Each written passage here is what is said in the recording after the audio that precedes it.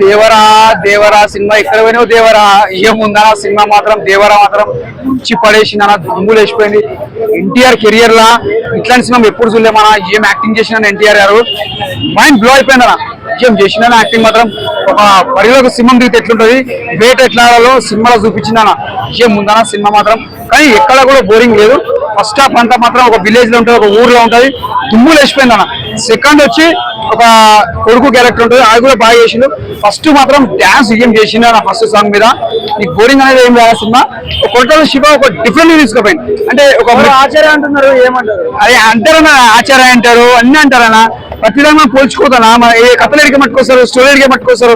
అన్ని కథలు ఒకలాగా ఉండే కదా, 4 ఎడికే పట్టుకొస్తారు. కథ కానీ డైరెక్షన్ కానీ ఎంత బాగుంది. ఒక రైటర్ కానీ ఒక స్క్రీన్ ప్లే కానీ డైరెక్షన్ కానీ ఇంత కష్టపడి సినిమా తీస్తారు. ఎందుకు సినిమా బాగుండదని తీస్తారు కానీ సినిమా అట్టర్ పని చేయరు కదా. ఆ సినిమా అర్థం చేసుకోవాలి. ఎందుకు నచ్చలేదు నాకు అడుగుమని చెప్పండి, నేను చెప్తాను ఆన్సర్.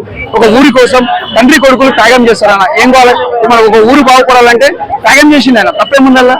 సెకండ్ పార్ట్ లో చూపిస్తారు మళ్ళీ ఎన్టీఆర్, మళ్ళీ అక్కడ నుంచి ఏం జరుగుతుంది సెకండ్ పార్ట్ లో మనకు తెలుస్తుంది. అది స్టోరీ చేసుకున్నారే చూసుకోండి. అంత తెలియంది కానీ సినిమా బాగాలేదు, ఇట్లుంది అట్లుంది అంటారు. నాకైతే సినిమా నచ్చిందన్న. యాక్షన్ కానీ డైరెక్షన్ కానీ ఓకే.